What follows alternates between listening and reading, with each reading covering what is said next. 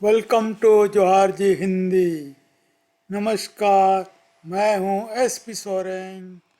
आपसे गुजारिश है कि चैनल को लाइक शेयर कमेंट करें, सब्सक्राइब करके बेल आइकन को दबा दें और हमसे यानी कि जोहार जी हिंदी से जुड़ जाएं। इस एपिसोड का विषय उड़ीसा के सीएम नवीन पटनायक और पीएम मोदी के बीच शीतयुद्ध कोल्ड वॉर का शुरुआत। साथियों, ओडी मीडिया में उड़ीसा सीएम नवीन पटनायक और पीएम मोदी के बीच कोल्ड वॉर को भाप नहीं पाया है। कल तक नवीन ने मोदी जी को 10 में से 8 अंक दिए थे, लेकिन बदले में मोदी ने नवीन की एकमात्र अति विश्वस्त सहयोगी पांडियन को वीआरएस लेने में मजबूर कर दिया। कारण वीआरएस तुरंत मंजूर हो गया ताकि वीआरएस एप्लीकेशन विड्रॉ करने का मौका ही ना मिले और जाल में फंसे मछली निकल ना पाए। पांडियन के ऊपर बीजेडी के लिए काम करने का आरोप नया नहीं है, ना ही कोई अदालती कार्रवाई है। फिर अब क्यों वीआरएस ले लिए? इसलिए बीजेपी का मिली भगत हुआ है सोचना गलत होगा। असल में पांडियन को कॉर्नर कर दिया गया है और नवीन उनको बचा नहीं पाए। भला सरकारी नौकरी में रहते हुए जो सुख सुविधा है वो बगैर सरकारी नौकरी में नहीं मिल पाता, भले ही कैबिनेट रैंक क्यों ना मिले।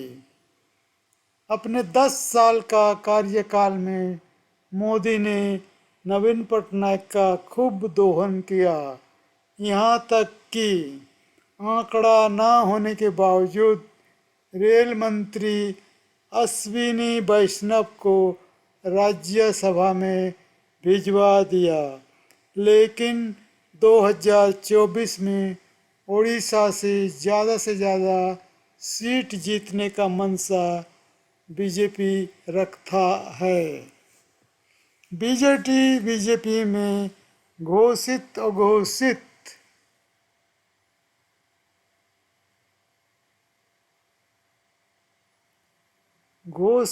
अघोषित सहयोगी रहते आए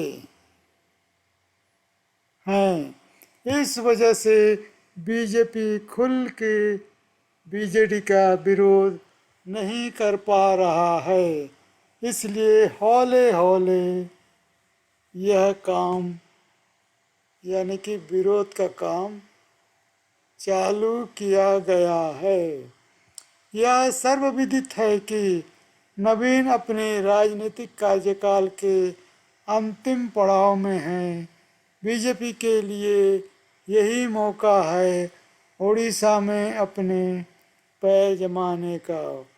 उड़ीसा में नवीन का चेहरा काम तो करता है, लेकिन उन्हें हमेशा एक ही सहायक सलाहकार होते हैं जो उनको चुनाव में मदद करते हैं। वर्तमान में यह काम पांडियन जी कर रहे थे और बहुत पहले से करते आ रहे हैं। सरकारी कर्मचारी रहते हुए वह इस काम को करते थे। विरोधी बोलते भी थे, लेकिन उनके कान में यूं तक नहीं रेंगता था। अब वीआरएस लेने के बाद भी यही भूमिका में पांडियन साहब रहेंगे। हाल के अभियोग संग्रह अभियान में पांडियन सरकारी खर्चा में बीजेडी का प्रचार खूब किए और भीड़ जुटाने में उनकी पत्नी सुजाता, जो स्वयं एक आईएएस हैं, का भरपूर सहयोग मिला। इस दुरुपयोग का कंप्लेन केंद्र तक गया भी था, लेकिन नवीन से निर्भरता के कारण केंद्र कोई डायरेक्ट एक्शन नहीं लिया। अब इस लोकसभा कार्यकाल का अंतिम क्षण आ गया, यानी बीजेडी की जरूरत अब नहीं रहा। इसलिए मोदी शाह ने बीजेडी को पछाड़ने में लग गए हैं। पहले तो पांडियन के खिलाफ डीओपीटी में कंप्लेन चला गया, फिर शाह और पांडियन के बीच गुफ्तगू हुआ। हो सकता है पांडियन से बीजेडी को कमजोर करने के मदद की बात नहीं बन पाया, लेकिन बीजेपी सीधे टक्कर ना लेकर हौले हौले शीत युद्ध के तहत काम कर रहा है। ट्रेनिंग के बहाने पांडियन दंपति को केंद्र में बुला लिया, यानी कि चुनाव तैयारी के समय नवीन को पांडियन और उनकी पत्नी सुजाता की सेवा से वंचित किया जाए, तब नवीन काफी कमजोर हो जाएंगे। पांडियन के खिलाफ ईडी, सीबीआई जैसे सख्त कार्रवाई बीजेपी ने नहीं किया। उनके लिए बचने का एक रास्ता केंद्र में जाने का खोल दिया, लेकिन पांडियन ने वीआरएस लेकर बीजेपी को पेशो पेश में डाल दिया है, यानी कि 2024 में नवीन पांडियन जोड़ी सलामत रह सकता है और डट कर चुनाव लड़ सकता है, लेकिन टक्कर लेने वाले को मोदी ने यूं ही नहीं छोड़ देते। आने वाला दिन पांडियन को विभीषण बनना ही पड़ेगा या मुश्किल में पड़ जाएंगे। आगे आगे देखिए होता क्या है।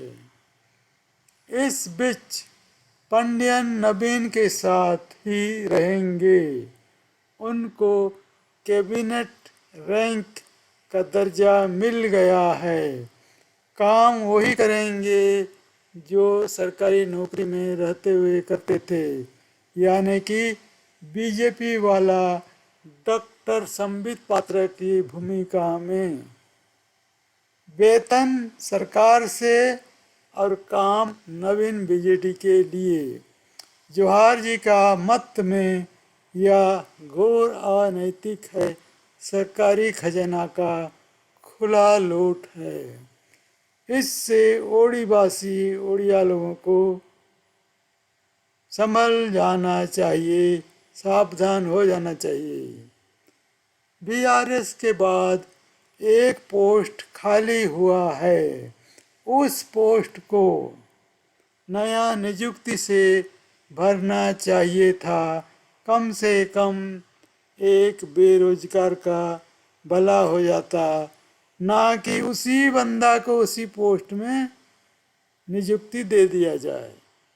इसका मतलब सरकारी नौकरी में हो या ना हो, सुख सुविधा सरकारी खजाना से ही होगा।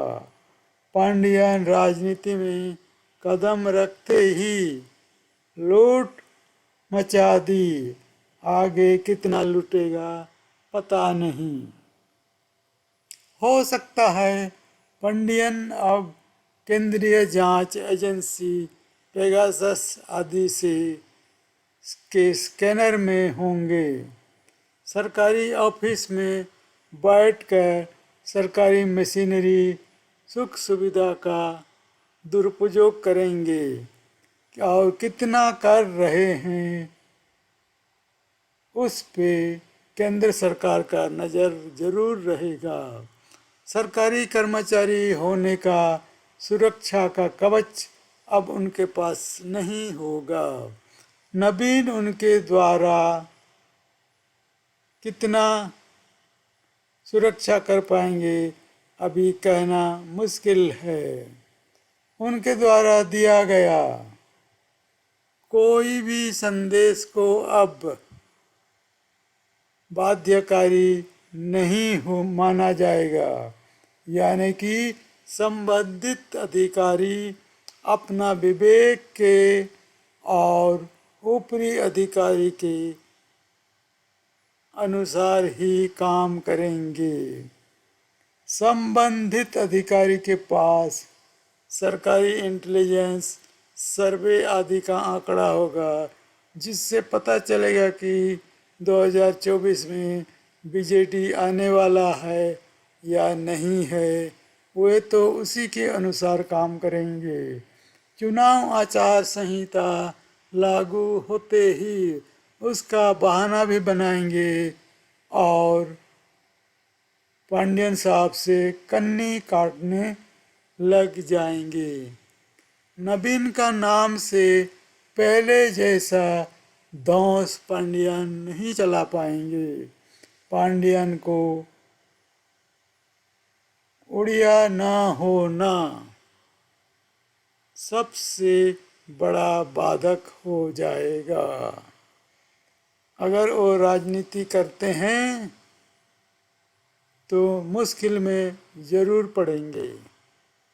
स्थिति के अनुरूप जनवरी के बाद पांडियन पर ईडी सीबीआई का छापा पड़ जाए तो आश्चर्य मत होइएगा, क्योंकि चुनाव के दौरान नवीन को अकेले कर पाना ही लक्ष्य है।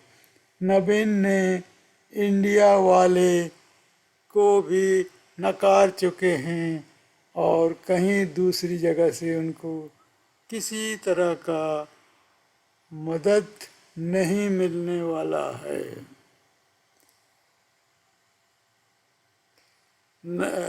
पांडियन अगर बीआरएस नहीं लेते तो नवीन को ये सब लफड़ा देखना ही नहीं पड़ता। जोहार जी का मानना है कि पांडियन को बीजेपी से समझौता कर लेना चाहिए था। कम से कम हाल के विधान चुनाव रिजल्ट आने तक इंतज़ार कर लेते तो बेहतर बार्गेनिंग कर भी सकते थे। बीआरएस ना लेकर के काम करते तो ज़्यादा इफ़ेक्टिव हो सकते थे, जैसा कि पहले होते थे। विरोधी का आरोप से डरना नहीं था। विरोधी का तो काम ही है कुछ ना कुछ आरोप लगाना। कुल मिलाकर पांडियन बीआरएस से बीजेडी को नुकसान होगा।